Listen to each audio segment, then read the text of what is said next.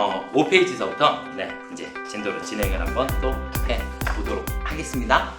네, 자, 첫 번째 이제 우리 재무제표의 종류 일단 5가지가 나와 있는데 조금만 살펴보면서 넘어가도록 하겠습니다. 첫 번째 재무상태표.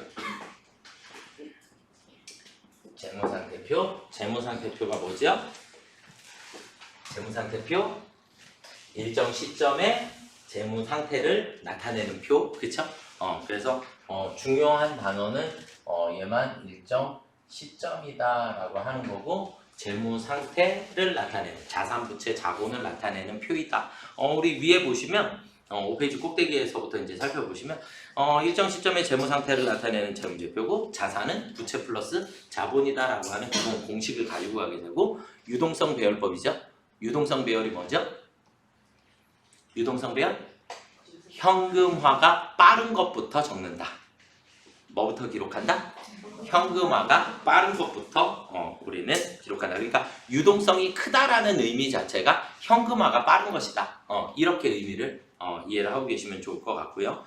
그 다음에 유동과 비유동의 구분은 무조건 1년을 기준으로 하게 됩니다. 몇 년을 기준으로 한다?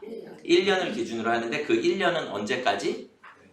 내년 12월 31일까지를 유동이다 라고 표현을 하는 거예요.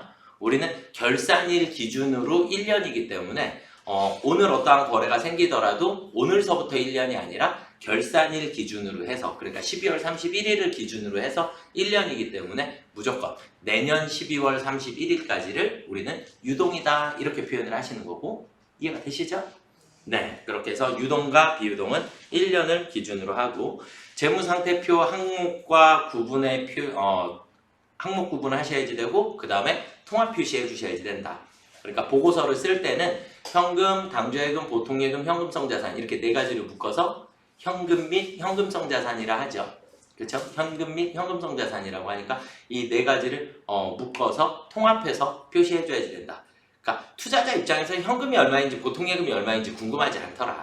지금 당장 쓸 수 있는 돈 얼마야? 이게 중요한 거기 때문에 통합해서 표시해준다 라고 보시면 되겠고, 모든 거래는 총액을 기준으로 표시를 하도록 되어 있습니다. 거래 총액을. 그래서 순액을 사용을 할 수가 없다.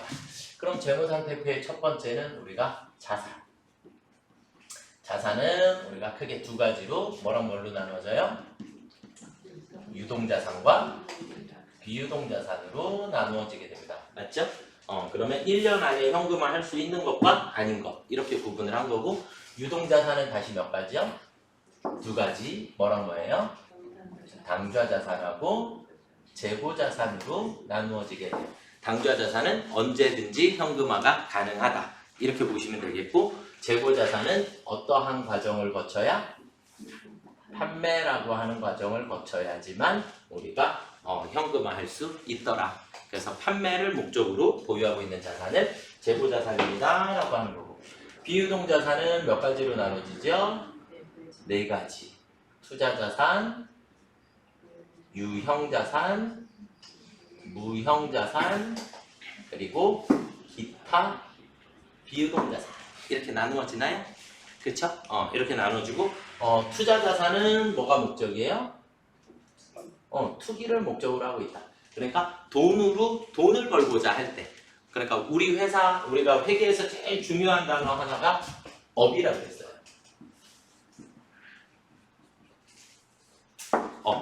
그래서 우리 회사의 설립 목적을 업이다라고 얘기를 하는 거예요. 우리 회사의 설립 목적. 그러니까 우리가 도매업, 소매업, 제조업 이렇게 부르는 거잖아요. 그죠? 그것으로 인하여 돈을 벌을 것이다. 우리는 회계상에서 이 업을 또 다른 표현으로 우리가 상거래다라고 표현을 하게 되고, 얘네들만 회계상에서는 상거래인 거고, 이것들 외의 거래는 상거래가 아니다라고 보는 거예요. 상거래가 아니다라고 보고, 그러면 상거래에서만 우리가 사용할 수 있는 개정 과목이 뭐였죠? 외상, 그러니까 외상매출금, 외상매입금, 받으러움, 지급어음은 무슨 거래에서만 쓸 수 있다? 상거래에서만 쓸 수 있다. 그러니까 상거래가 아닌 거래들도 우리는 계속해요. 상거래가 아닌 거래 중에 뭐 대표적인 거, 택시 타느냐고 2만 원 썼어요. 이런 것들. 그러니까 택시 내가 뭔가를 팔려고 쓰는 건 아니니까, 그쵸? 그렇게 돼서 여비교통비 이런 것들 나오는데 그때는 외상이라는 표현 쓸 수 있더라 없더라? 없더라. 미수, 미지급. 이렇게 쓰셔야지 되는 게 우리가 기본이거든요. 이렇게 보시면 되겠고 어쨌든 그래서 재고자산과 관련되어 있는 거래만 우리가 업이다. 이렇게 보시는 거예요. 이해가 되셨죠? 자, 그 다음에 유형자산은 장기간 동안 뭐 하는 게 목적이다? 사용할 목적으로 취득한 자산을 우리가 유형자산이다 라고 얘기하는 거고 무형자산은 형태가 없지만 우리는 이것으로 인하여 돈을 벌을 것이다가 명확한 자산들이에요. 우리 회사가 가지고 있는 이것을 활용을 해서 미래 경제적 효익이 확실한 자산들. 그래서 뭐 특허권이라든지 뭐 상표권이라든지 이런 것들이 우리가 무형자산에 속하고 이런 무형자산은 우리 회사가 가지고 있는 권리 등을 얘기를 하게 됩니다. 이해가 되시죠? 그 다음에 기타 비유동자산은 뭐를 기타 비유동자산이라 해요? 뭐를 기타 비유동? 내 것이지만 사용할 수 없는 자산이에요. 분명히 머릿속에 임차보증금만 나와요. 임차보증금 빙고. 그래서 임차보증금 맡겨놓은 거 내가 여기서 나갈 때 찾아가는 거니까 언제 나갈지는 모르는 상황인 거죠. 그렇죠? 그때까지는 사용할 수 없는 자산이다. 이렇게 보시면 되는 거고. 이해가 되셨죠? 그 다음에 우리가 아까 앞 시간에 설명을 드렸어야지 되는 거구나. 우리 회계는 회계에서는 개정 과목이라는 게 있죠. 그렇죠? 개정 과목. 그런데 이 개정 과목이 바뀌나요? 계속 바뀌어요. 뭐에 따라서? 목적에 따라서 계속 바뀌게 됩니다. 그러니까 우리는 얘가 공장에서 처음 나왔을 때 얘를 뭐라고 불러요? 제품. 공장에서 만들어졌을 때는 공장이 사용하는 것은 만들어서 판매하는 거기 때문에 제품. 다이소의 입장에서는 얘를 사다 파는 거기 때문에 상품. 그러니까 동일한 물건에 대한 개정 과목이 계속 바뀌는 거예요. 그래서 우리가 시험 문제 나올 때 예전에 이제 우리가 전산회계 운용사 자격증이라든지 전산회계 2급 자격증 시험에 우리 고딩들 엄청 헷갈려 해요. 그래서 책상, 의자 나오면 우리 머릿속에 뭐 붙어 있어요? 비품. 맞잖아요. 그쵸? 네. 책상, 의자 나오면 비품. 그런데 우리 회사가 가구점이야. 우리 회사가 가구점이면 책상과 의자가 뭐가 돼요? 상품이 되는 거죠. 우리 회사가 가구 공장이면 제품이 되는 거고 이렇게 내가 누구냐에 따라서 내가 어떠한 목적으로 이걸 가지고 있느냐에 따라서 개정 과목 이름은 계속해서 바뀌는 것이다. 그래서 아까 다이소에서 상품으로 이제 출발을 하면 제품에서 상품까지 왔어요. 그렇죠? 그럼 저희 학원 입장에서 얘를 쓰려고 샀어요. 맞죠? 그럼 그때는 뭐가 돼요? 소모품 B 혹은 사무용품 B 뭐 혹은 소모품 이렇게도 처리할 수는 있어요. 이해되시죠? 그런데 이거 사서 우리 직원한테 선물로 줄 거예요? 그러면 얘가 뭐가 돼요? 복리후생비가 돼요. 복리후생비가 되고 내가 이거 거래처에다가 선물로 줄 건데 그러면 접대비가 되고 내가 이걸 사서 무슨 자선단체에다가 기부를 할 거면 기부금이 돼요. 그러니까 동일한 물건을 놓고도 회계는 계속 이름이 바뀌고 있는 것이다. 그러니까 회계에서 제일 중요한 건 목적이더라. 어떤 목적으로 내가 이 자산을 취득을 했는지에 따라서 우리는 명칭이 계속 바뀌는 거니까 그것만 머릿속에다가 조금 잘 두시면 우리가 회계가 조금 쉬워지지 않을까라고 생각합니다. 그래서 책상과 의자는 무조건 비품이 아니라 목적에 따라서 우리가 비품이 될 수도 있고 상품이 될 수도 있고 그때그때 바뀔 수 있더라. 이해가 되셨죠? 네, 그렇게 일단 이해를 하시면 좋을 것 같고요. 자, 자산 요 정도 됐고 그 다음은 이제 두 번째 뭐예요? 부채. 부채는 우리가 미래에 갚아야 할 현재 의무를 우리가 부채다라고 얘기를 하는 거죠. 그렇죠? 그래서 부채는 우리가 두 가지로 뭐랑 뭐가 있죠? 유동부채와 비유동부채로 나누어지고 말 그대로 유동부채다라고 하면 유동부채는 1년 이내에 갚아야 할 부채를 우리가 유동부채다라고 얘기를 하는 거고 비유동부채는 뭐예요? 비유동부채는 1년 이내 안 갚아도 되는 거 이해가 되셨죠? 1년 이내 짧은 기간 안에 갚지 않아도 되는 거 그래서 비유동부채 우리 뭐뭐뭐 했죠? 사장퇴 맞죠? 사채, 장기차입금, 퇴직급여, 충당부채가 있었어요. 이해가 되셨나요? 회계 1급 2로 문제를 풀다 보니까 뭐가 하나가 더 나왔었냐면 임대보증금이라는 게 또 하나가 더 나왔어요. 임대보증금. 우리 회사가 건물주죠. 우리 회사가 건물주고 임차인으로부터 보증금을 받아놨을 때, 그러니까 아까 여기 기타 비유동자산에 있는 건 임차보증금이고, 임차보증금은 내 돈, 임대보증금은 우리 세입자 돈을 잠깐 맡아놓은 거니까 나중에 나갈 때 돌려줘야 되기 때문에 임대보증금도 비유동 부채에 해당한다. 이해되시죠? 이 정도 알아두시면 좋을 것 같고. 자, 이제 문제는 세 번째 있는 자본이에요. 자본인데 회계 때도 주식회사의 자본이다라고 하는 거에 대해서 설명을 다 드렸고 계정과목별로 다 분류를 했어요. 그런데 세무이급에서는 조금 많이 중요해요. 그냥 달달달달 외우고 계셔야지 되는 게 맞다라고 보여져요. 아시겠죠? 기본은 자산에서 부채를 빼면 자본이지만 우리는 자본을 몇 가지로 분류하죠? 5가지로 분류합니다. 자본의 첫 번째는 자본금. 나중에 자본단원에서 다시 또 설명을 다 드릴 거예요. 다시 다 드릴 거고, 자본금은 우리 무조건 어떻게 외워야 해요? 발행주식수 곱하기 액면입니다. 그래서 자본금은 무조건 무슨 금액만큼? 액면 금액만큼만 내 자본금이다 라고 얘기를 하는 것이다. 그리고 이런 자본, 주식을 발행을 할 때 남는 돈이 생기는 것을 우리는 뭐라 해요? 자본 잉여금이다 라고 얘기를 하고, 그래서 잉여금이 2가지 종류로 나눠지는 거죠. 자본 잉여금이라는 게 있고 이익 잉여금이라고 하는 게 있어요. 그러니까 자본 잉여금은 우리 회사 주식과 관련해서 남는 돈이 생기는 걸 자본 잉여금이라고 해요. 뭐와 관련해서? 우리 회사 주식, 우리 회사의 주식. 그래서 여기에 몇 가지 있어요? 3가지. 주, 감, 자가 있어요. 주식 발행 초과금, 감자, 차익, 자기 주식, 처분이익. 그러니까 우리가 주식 발행 초과금은 우리 회사 주식을 뭐 액면 5,000원짜리인데 7,000원에 발행했어요. 그러면 고객한테 7,000원 돈 받으니까 우리가 주는 건 5,000원짜리를 주는 거고, 그럼 2,000원이 남죠. 남는 돈을 주식 발행 초과금이다 라고 얘기를 하고, 감자 차익은 우리 회사 액면 5,000원인데 주가가 너무 떨어졌어. 지금 막 3,000원씩 거래가 되고 있어요. 그래서 제가 사서 태워버리는 거예요. 사서 태워버려요. 그러면 우리는 3,000원 주고 사서 5,000원짜리를 태우는 거죠. 그러니까 자본금 5,000원을 줄이는데 현금은 3,000원만 나가기 때문에 거기서 2,000원에 남는 돈이 또 생기게 돼요.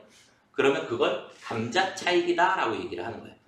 감자는 내 주식을 소각할 때, 태워버릴 때. 그 다음에 자기 주식 처분이익은 우리 회사가 우리 회사 주식을 샀다가 산 가격보다 더 비싸게 팔을 때예요. 우리 회사가 우리 회사 주식을 사요. 5,000원짜리 주식인데 지금 6,000원에 거래되고 있는데 6,000원에 샀어요. 그런데 주가가 7,000원으로 올랐어. 다시 내다 팔았어요. 그럼 6,000원 주고 샀던 걸 7,000원에 팔았으니까 또 1,000원이 남죠. 그런 남는 돈이 생기는 건 자기 주식 처분 이익이다 라고 얘기를 하는 거예요. 이해가 되시죠? 그래서 주감자 3가지 반드시 알아두셔야 되고, 자, 그 다음에 자본 조정이라고 하는 게 있습니다. 자본 조정. 이 자본 조정이라는 계정 분류는 얘는 어쨌든 시간이 지나면 자본금과 자본 잉여금에 플러스 마이너스 될 거예요. 플러스 될 것들은 아직 거래가 안 끝난 상태이고요. 마이너스가 될 거는 잉여금이 아니기 때문에 잉여금으로 들어갈 수가 없는 상황이에요. 마이너스니까. 그래서 자본 조정으로 들어오는 거고, 자본 조정은 플러스 항목과 마이너스 항목 이렇게 2가지로 구분이 되고, 플러스 항목에 2가지 신주 청약 증거금이라고 하는 게 있고 미교부 주식 배당금이라고 하는 게 있어요. 제가 우리 고딩들 어떻게 한다고요? 50번씩 써. 이게 기본이에요. 그러니까 계속 반복을 해주셔야지만 머릿속에 도장처럼 찍혀 있어야 다음 과정이 계속 편해지는 거니까. 그래서 신주 청약 증거금은 주식을 발행하려고 청약받은 거예요. 그러니까 돈만 받았죠. 아직 주식을 발행하지 않은 상태. 그걸 우리가 신주 청약 증거금, 청약만 받은 상태. 그럼 어느 날 언젠가 이제 주식 발행해줘야죠. 주식 발행해주면 이제 얘는 뭘로 바뀌어요? 자본금으로 바뀌겠죠. 주식을 발행해줬으니까. 그렇게 되고, 미교부 주식 배당금은 배당을 하기로 결정만 내려놓은 상태예요. 배당을 뭐만? 결정만. 하기로 결정만 내려놓은 상태고, 언젠가 배당이라는 걸 해야 되겠죠. 배당이라는 걸 하고 나면 다시 자본금이라는 게 생기게 됩니다. 주식 배당을 하게 되니까. 이렇게 됩니다. 마이너스 항목에는 주감자가 다시 와요. 주감자가 다시 오고 주식 발행 초과금만 있는 게 아니라 주식 할인 발행 차금, 감자차 이익 반대 감자차 손, 자기 주식 처분 이익 반대 자기 주식 처분 손실 이렇게 되는 거고 그리고 또 한 가지 뭐가 있어요? 자기 주식이라고 하는 게 하나가 더 있고 우리 회사가 우리 회사 주식을 사서 보유하고 있는 상태예요. 보유하고 있을 때는 그러면 발행 주식 수가 줄어드는 효과죠. 시장에 거래되고 있는 주식의 일부를 우리 회사가 가지고 있으니까 발행 주식 수가 줄어들어 있는 상태가 돼요. 그래서 자기 주식은 자본 조정으로 마이너스 항목에 해당하는 겁니다. 이해가 되시나요? 자, 그 다음은 우리 뭐 있어요? 기타 포괄손익 누계. 기타 포괄손익 누계 엄청 중요하고 기타 포괄손익 누계에게는 우리 뭐뭐 있죠? 매도 가능 증권 평가손익이라고 하는 게 있고 그리고 뭐 재평가 이익, 뭐 재평가 이익, 뭐 재평가 잉여금이라고 하는 것들도 있을 수 있고요. 이것들 외에 뭐 현금 흐름 위험 회피, 파생 상품 평가 손익, 뭐 해외 사업 환산 손익, 뭐 어려운 계정 과목들이 뭐 있어요. 있는데 이런 것들은 소위 얘기해서 주식시장에는 우리가 실제 그냥 주식을 돈 주고 이렇게 사고 팔고 하잖아요. 주식 매매 거래를 하잖아요. 근데 이제 그 중에 선물이랑 옵션이라는 게 있어요. 이거는 뭐냐면 미래의 날짜로 미리 거래를 하는 거예요. 주가가 올라갈 건지 떨어질 건지에 대한 미래 날짜로 거래를 하고 있는 거예요. 근데 이제 중간에 결산을 맡게 되면 걔네들에 대한 평가도 해야지 되기 때문에 그런 평가를 해서 놔두는 건 이제 우리가 얘기를 하는 거고요. 그래서 기타 포괄 손익 누계액은 우리가 미실현 보유 손익을 기록하고 있는 곳이다.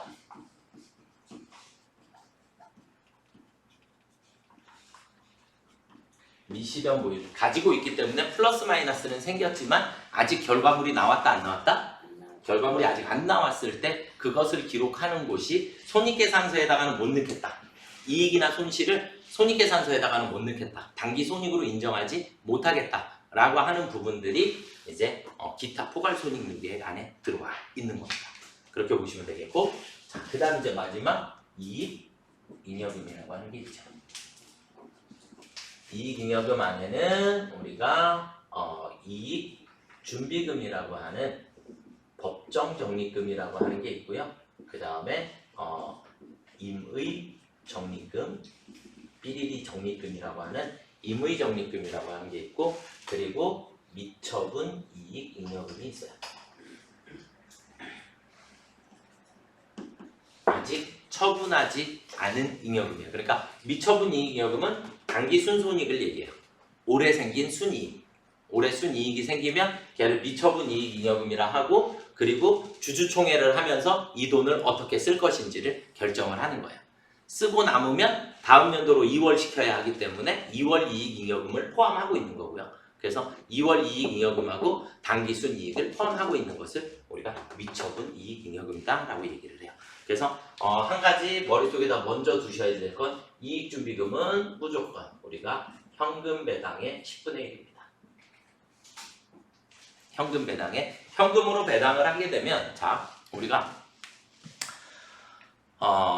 예를 들어서 단기 순이익이 100억이 생겼어요. 근데 100억을 다 현금 배당을 해버리면 회사는 남는 돈이 없죠. 회사는 돈이 계속 생겨야 사업도 확장을 하고 먹거리를 더 찾을 수 있고 복지도 더 좋게 만들고 이런 것들을 할 건데 너무 배당을 많이 해버릴까봐 최소한 몇 프로는 남겨라. 10%는 회사 안에다가 남겨놓고 배당이라는 걸 해라. 그게 이익 준비금이다. 이건 언제까지 모을 거냐면 내 전체 자본금의 50%에 달할 때까지. 예를 들어서 자본금이 뭐 1000억이 있더라. 그러면 이익준비금은 500억이 될 때까지는 무조건 의무적으로 적립을 해줘야지 되는 거죠.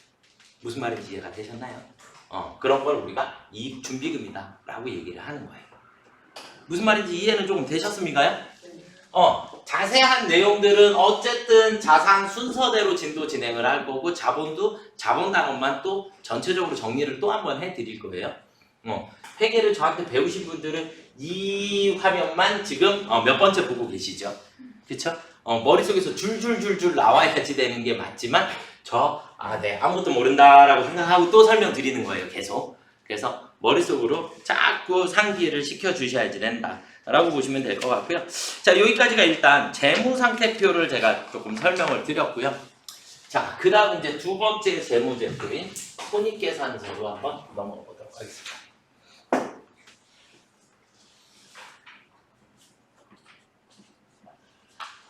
손익계산서. 이제 여기서부터는 일정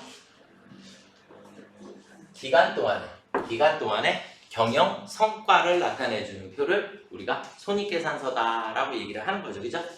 맞나요? 네. 그래서 손익계산서는 우리가 구조를 일단 외우셔야 하고 매출에 마이너스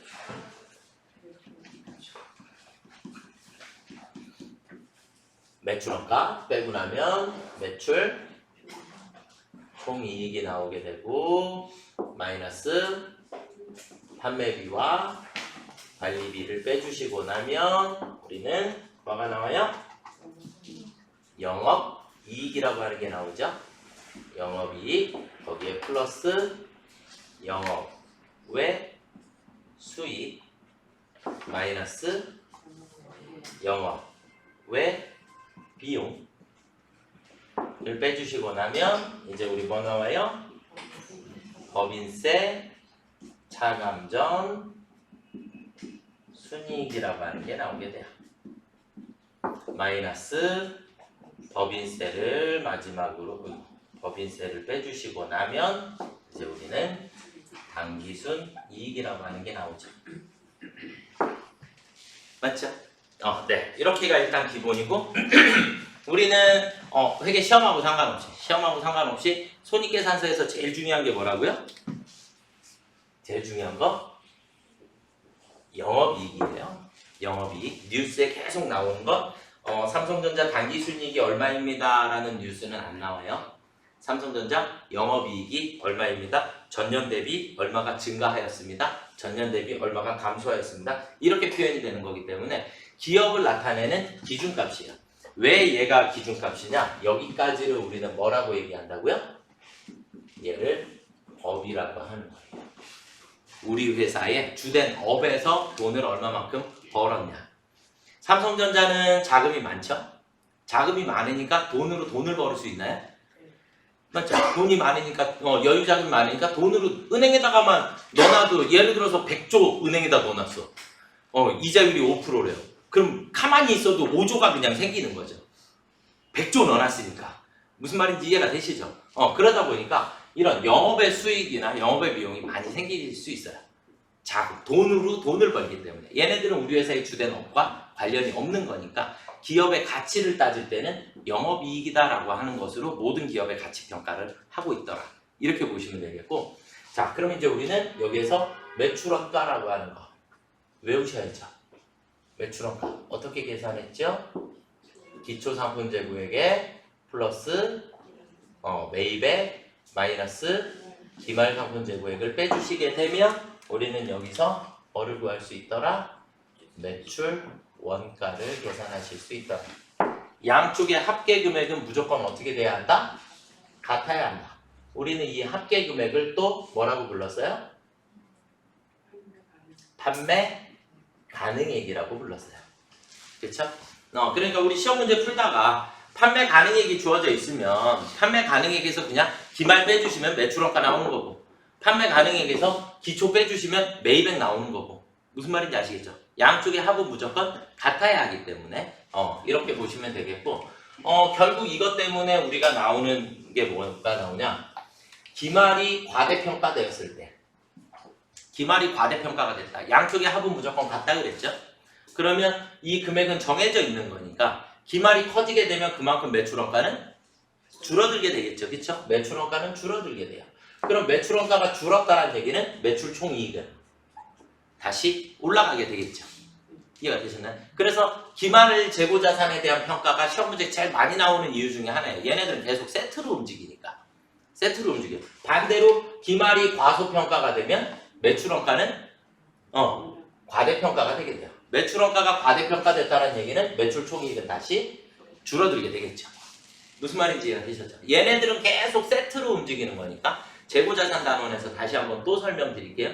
머릿속에 그냥 도장처럼 찍혀 있으셔야지 되는 거예요. 우리가 문제 풀으실 때 이렇게 보시면 되겠고, 수익은 두 가지밖에 없어요. 업이냐 업이 아니냐, 이렇게 두 가지예요. 우리 회사의 주된 업과 관련돼서 돈을 벌어들이는 걸 우리는 매출 수익이다 라고 얘기를 하는 거고, 업과 관련이 없는 것들은 전부 다 영업의 수익, 매출이 아닌 것들은 다 영업의 수익인 거죠. 이렇게 보시면 됩니다. 비용이 이제 여러 가지, 매출원가, 판매비와 관리비, 영업의 비용, 법인세 비용, 이렇게 나눠지니까 매출원가는 매출원가 하나밖에 없을 거고, 법인세도 법인세 하나밖에 없으니까 판매비와 관리비 계정 과목 많이 있고, 영업의 비용도 계정 과목이 많이 있죠. 그렇죠? 그래서 영업의 비용을 암기하셔야 합니다. 뭐뭐뭐 있죠? 빨리 부르세요. 뭐뭐뭐야? 이자 비용, 또 기부금, 무슨 손, 실, 그리고 기타의 대손상관. 요만큼만 영업의 비용이니까 요만큼을 암기하셔야죠. 그쵸? 얘네들을 암기하시면 나머지는 다 판매비와 관리비에 해당하는 거니까. 이해가 되셨나요? 네, 요 정도는 여러분들이 방법이 없어요. 무조건 암기. 뭐 기계적으로 암기하시면 되겠고, 우리는 이제 여기에서 손실이라는 계정 과목이 세무 2급에 오면 조금 많이 이제 복잡하게 나와요. 그러니까 우리가 기본적으로 손실, 뭐 외환차손, 외화환산 손실, 뭐 이렇게 손실 들어가는 거 다 영업의 비용에 해당하는 건데, 우리 여기서 나왔던 뭐 있어요? 자기 주식 처분 손실, 감자차 손, 이렇게 손, 실 이렇게 나오지만 얘네들은 영업의 비용이 아닌 계정 과목들. 그래서 이것들을 여러분들이 체크를 조금 더 해주셔야지만 된다. 매도 가능 증권 평가 손실이라고 나와도 얘도 마찬가지 영업의 비용이 아닌 계정 과목이더라도 이런 것들을 암기를 조금 해주셔야 합니다. 무슨 말인지 이해가 되시죠? 그래서 요 정도 손익계산서 외우시면 될 것 같고요. 자, 손익계산서 우리 교재에 꼭대기로 올라가서 일정 기간의 경영 성과를 나타내는 거고요. 이 손익계산서를 보고 미래 현금 흐름과 수익 창출 능력 등의 예측에 유용한 정보를 제공한다. 손익계산서 보면 예측할 수 있나요? 손익계산서만 보고 예측이 가능해요? 불가능해요? 얘 글대로 하면 가능한 것 같은데, 그쵸? 맞죠? 우리 그래서 이런 거예요. 자, 당기순이익이 100억이 생기는 회사, 좋은 회사, 나쁜 회사? 모르죠. 맞죠? 이 앞에 전년도 1억이었어요. 100억이 됐어. 엄청 성장했죠? 그럼 미래 현금 흐름 창출 능력이 올라갈 거다라는 예상이 가능하죠. 그러니까 과거와 현재를 비교함으로써 우리는 예측이 가능하더라. 무슨 말인지 이해가 되셨나요? 그래서 손익계산서를 보고도 예측할 수 있더라. 만약에 전년도에 당기순이익이 1조였어. 어떻게 됐어요? 와우. 이거 떨어진 정도가 아니고 이거 이제 나 이 회사 투자를 포기해야 할 것 같은데 내 의사결정을 막 수정해 주실 수 있는 상황이 생기겠죠. 그렇죠? 그런 것들을 우리가 손익계산서를 보고 우리가 미래를 예측하는데 활용을 하고 있다. 이렇게 보시면 될 것 같습니다. 이해되시죠? 네. 자, 그 다음은요. 이제 세 번째 보시면 기간 배분이다. 이게 표현이 감가상각 때문에 이게 논란이 조금 많이 됐었어요. 논란이 좀 많이 되는데 어찌되었든 기업회계 기준에서 명칭상 사용하는 게 기간 배분이라는 표현을 쓰고 있기 때문에 원래 감가상각이다라고 하는 게 뭐죠?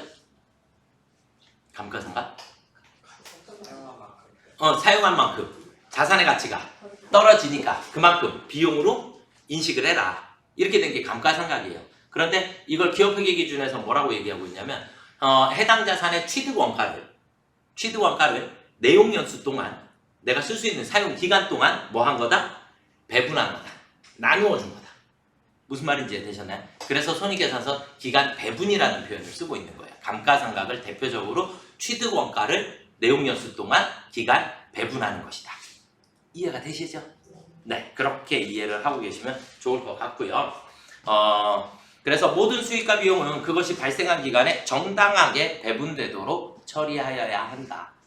이렇게 보시는 거고, 수익 비용 대응. 지금 여기에서 벌어진 일들이 다 수익 비용 대응이죠. 어떠한 수익을 얻기 위해선 거기에 따라다니는 비용이라는 게 반드시 존재한다. 그러니까 우리가 영업이익이라는 걸 계산하려면 판매비와 관리비라고 하는 비용이 계속 따라다니게 된다. 이런 걸 우리가 수익 비용 대응이다 라고 얘기를 하는 거고, 구분 표시. 지금 1구분, 2구분, 3구분, 4구분 이렇게 선 4번 그었죠. 이걸 구분 표시다 라고 얘기를 하는 거고, 회계 여기서도 마찬가지. 계정 과목 다 구분, 분류 다 하셨죠. 그렇죠? 이렇게 보시면 될 것 같고요. 그 다음에 수익과 비용도 항상 총액으로, 거래 총액으로 표시를 해줘야 한다. 회계는 상계할 수 없습니다. 상계할 수 없다의 의미를 지울 수 없다라는 의미로 이해를 하고 계셔야지 돼요. 그러니까 일상생활에선 상계해요. 상계하면서 회계도 상계를 해요. 회계도 상계를 하는데, 회계는 분계라는 과정을 거치면서 상계라는 걸 하는 거고, 일상생활에서는 머릿속에 지워버려요. 내가 너한테 줄게 1,000만 원이고 네가 나한테 줄게 500만 원이니까 내가 너한테 이제 500만 원만 줄게, 이렇게가 머릿속으로는 그냥 가는 거잖아요. 그쵸? 머릿속에서는 그냥 지우면 되는데, 회계는 내 장부에 있는 걸 지우려면 반드시 뭐를 해야 된다? 분계라는 걸 해주셔야지 된다. 분계라는 거를 해야지만 지워지게 된다. 그러니까 지운다의 개념이 아니라 거래 총액이 감소한 것을 모두 표기를 해주셔야지 된다. 이렇게 보시면 됩니다. 무슨 말인지 이해가 되셨죠? 자, 그 다음은 이제 재무제표의 세 번째, 현금 흐름표.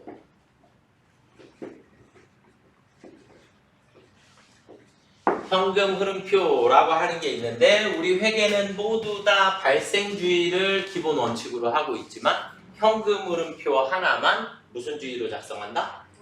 현금주의로 작성을 하게 된다. 현금주의. 말 그대로 돈이 들어오고 나갔을 때만 인정을 하겠다.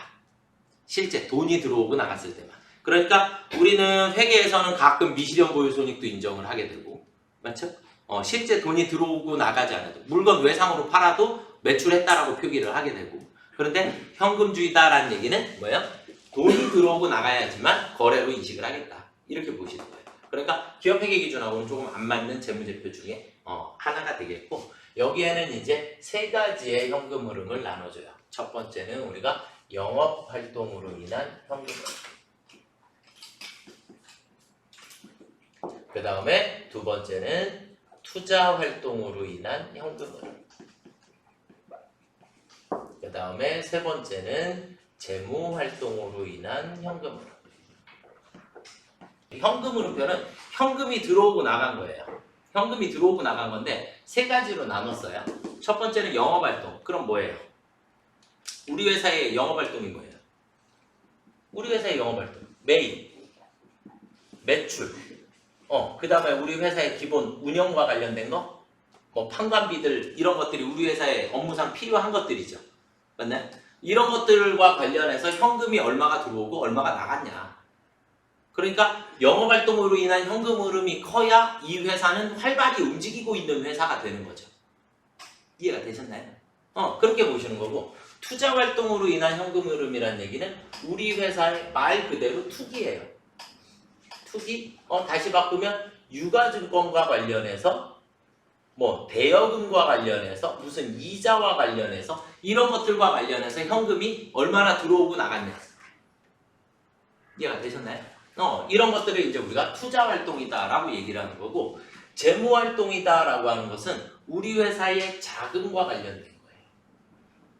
다른 것들은 무조건 크면 좋아요. 영업활동도 크면 좋고, 우리가 투자활동도 크면 좋아요. 많이 활발히 하고 있다라는 거니까. 그런데 재무활동은 무조건 금액이 크다라 그래서 무조건 다 좋은 것은 아니에요. 그러니까 재무활동, 어떤 재무활동을 했느냐. 예를 들어서 우리 회사가 증자를 했어요. 증자를 하면 주식을 더 발행을 하고 투자를 더 유치를 했다. 이런 개념이잖아요. 그러니까 재무활동을 한 게 우리 회사에 득이 되는, 이해가 되셨나요? 득이 되는 재무활동을 한 거고, 예를 들어서 사채를 발행하면서 돈을, 자금을 조달을 하고, 이렇게 해서 썼을 때는 이 회사 투자는 못 받고 대신에 빚이 늘었네 이런 개념으로 가셔야 되겠죠. 그렇죠? 그래서 같은 금액 뭐 플러스 마이너스가 생기더라도 분석이 조금 더 필요해요. 그래서 우리 회사의 자금 운용과 관련된 그럼 다시 바꾸면 우리 회사의 자본과 그 다음에 뭐 사채 이런 차입금 이런 것들과 관련해서 플러스 마이너스가 얼마가 생겼는지를 한눈에 볼 수 있도록 만들어주는 표를 우리가 재무활동과 관련된 현금 흐름이다라고 얘기를 하고 이런 걸 우리가 현금 흐름표다라고 얘기를 합니다. 시험 문제상에선 지금까지 현금 흐름표에 대해서 나온 적이 거의 없어요. 세무문제에서 단지 우리가 현금 흐름표가 나오면 그냥 머릿속에 얘만 현금주의입니다. 이 정도만 알고 계셔도 문제 푸시는 데는 또 크게 지장은 없으실 거다라고 생각이 들고요. 자, 그 다음은 이제 자본 변동표라고 하는 게 있습니다.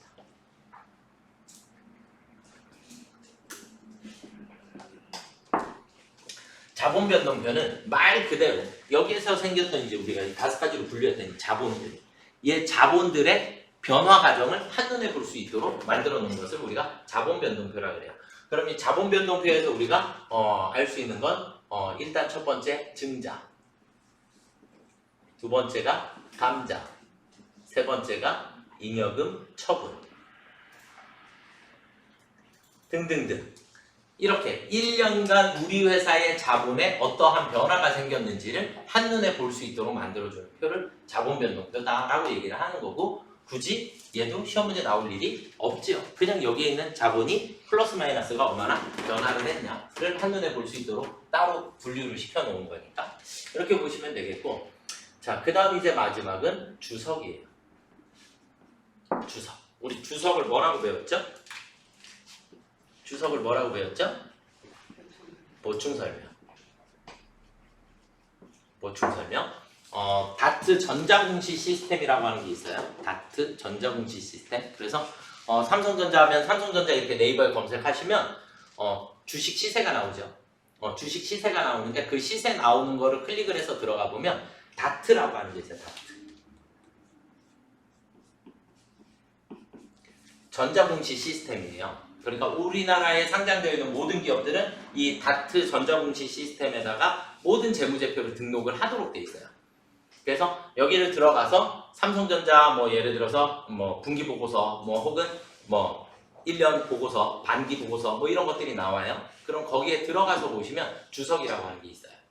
주석이라는 게 있고, 주석이 아마 여기 있는 재무제표들보다 더 많아요. 내용이 엄청 많아요. 그래서 삼성전자는 도대체 어떤 사업을 하고 있고, 어디에서 돈을 벌고, 지산은 몇 개를 가지고 있고, 해외 지점이 몇 개고, 수익은 얼마가 생기고, 모든 정보를 다 표기하고 있는 거예요. 투자자들의 의사결정에 영향을 미칠 수 있을 것 같은 내용은 여기에 포함이 안 되어 있는 것, 이 안에 다 들어있어요. 무슨 말인지 이해가 되셨죠? 그래서 이런 다트 전자공시 같은 데 들어가셔서 한 번쯤은 주석을 한번 보셨으면 좋겠다. 그러니까 주석은 말 그대로 궁금한 점을 해결해 주는 거예요. 그럼 제일 먼저 나오는 거는 뭐가 나올까요? 삼성전자 주식회사는 무엇으로 인하여 돈을 버는 법인입니다. 뭐 이렇게 되어 있을 거고, 우리 회사는 국제회계 기준에 맞춰져서 재무제표를 보고하고 있습니다. 어떤 회계 기준을 적용하는지도 표시를 다 해줘야지 되니까, 어떠한 사업 분야로 나눠지고 그 사업 분야에 지사들은 몇 개가 있고, 이런 것들에 대한 모든 내용이 한눈에 볼 수 있게끔 다 나와 있어요. 글이 조금 어렵다는 아닐 거예요. 다 그냥 읽는데 조금 너무 길구나 이런 생각이 들으실 수는 있어요. 그래도 한 번쯤은 보셨으면 좋겠다라고 생각합니다. 아시겠죠? 그래서 어쨌든 주석까지를 우리가 재무제표다라고 얘기를 하고, 우리가 여기까지 오면서 당연히 다 알고 있었던 거죠. 회계 때 다 배웠던 거고 당연히 다 알고 계시는 거고, 자 이제 여기서 몇 가지 중요한 핵심만 재무제표는 여기까지 설명을 맞춰드리고, 일단 우리가 제일 중요하게 알고 넘어가야 되는 거 하나가 발생주의다라고 하는 거. 발생주의를 뭐라고 했죠?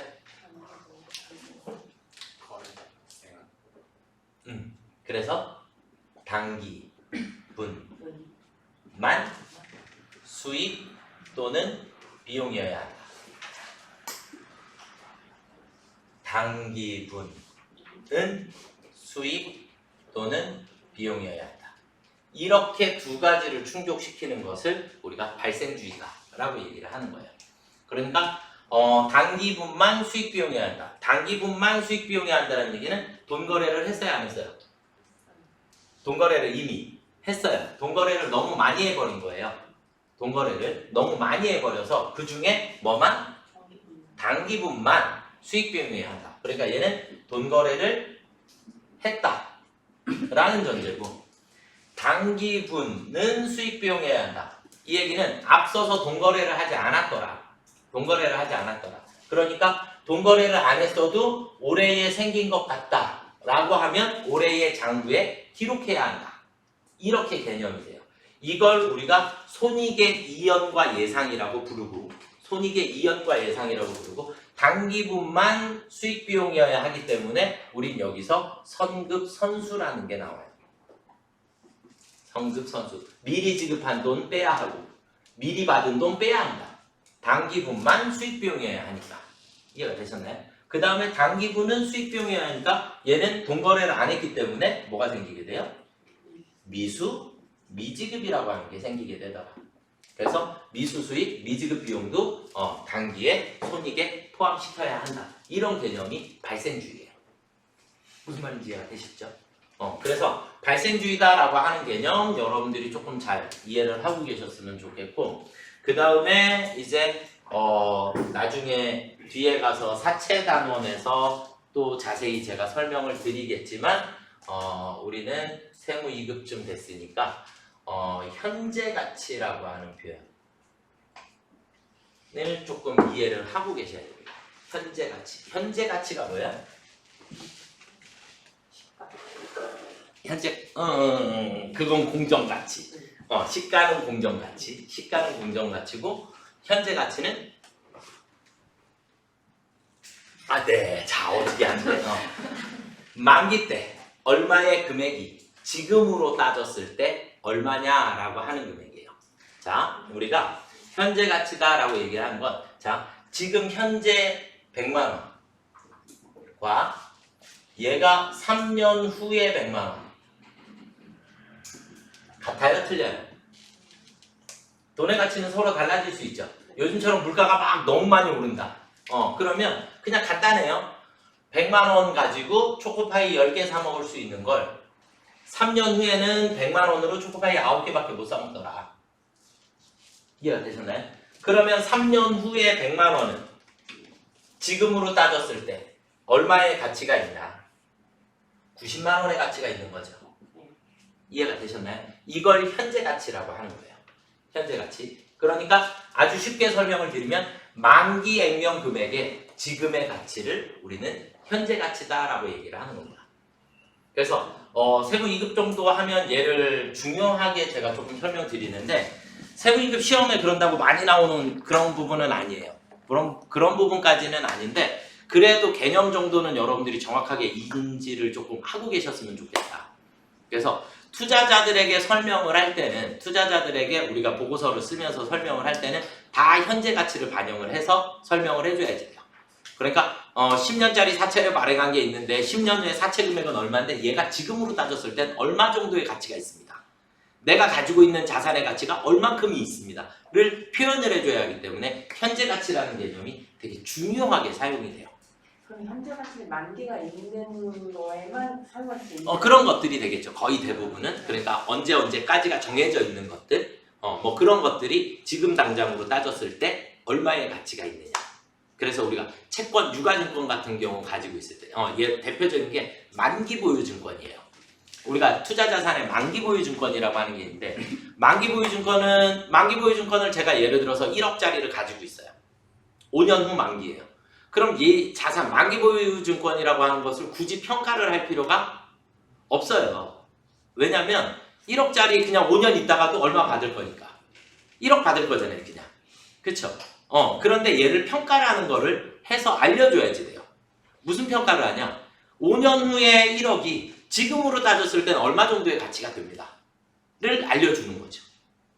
그렇게 해서 만기보유증권이라는 게 굳이 평가를 할 필요가 없는 자산인데도 불구하고 평가라는 걸 반드시 해라. 상각 후 원가라는 걸로 반드시 평가를 해라. 그게 뭐냐면 현재 가치로 평가를 해서 안내를 해야 한다. 투자자들은 너희들이 실질적으로 쓸 수 있는 돈이 얼마냐? 이걸 알고 있어야 하기 때문에 무조건 모든 가치는 현재 가치로 평가를 해서 표현을 해줘야 되는 게 맞더라. 무슨 말인지 이해가 되셨죠? 그래서 현재 가치라는 거 하나 정도는 여러분들이 뒤에 가서 제가 또 자세히 또 설명을 드릴 거예요. 뒤에서 자세히 또 설명을 드릴 거니까 미리 만기 얼마가 지금으로 따졌을 때 얼마냐라는 걸 우리는 현재 가치다라고 얘기를 하게 됩니다. 이해가 조금 되십니까? 다 알고 계시죠? 네, 다 알고 계셔야 되고 이제는 정말로 이제 우리는 막차예요. 이제 시험을 앞두고 있고 이제 막차이기 때문에 당연히 달달달달 외우고 계셔야 합니다. 아시겠죠? 그러니까 설명을 해드릴 때는 분명히 아세요. 당연히 배웠었고 머릿속에 저 구석지에 있던 거 꺼내야 되고 하나씩 나올 건데 문제는 뭐냐면 다음 주에 제가 다시 이거를 백지 나눠주고 여러분들 써보세요라고 하면 저처럼 쓰셔야지 된다는 얘기예요. 머릿속에서 끄집어내서 시험장에서는 그거를 테스트를 하는 거잖아요. 머릿속에 있는 걸 얼마만큼 빠르게 끄집어낼 수 있냐. 세무2급은 시간은 충분해요.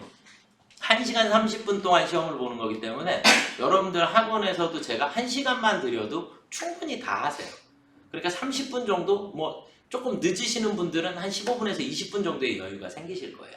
그 정도로 연습을 많이 하시게 될 거고 시간은 충분하니까 끄집어낼 수 있느냐 없느냐의 게임을 하시는 거예요. 아시겠죠? 이렇게 순간순간에 체크 해드리는 것들이 머릿속에서 막 나오시면 됩니다. 아시겠죠?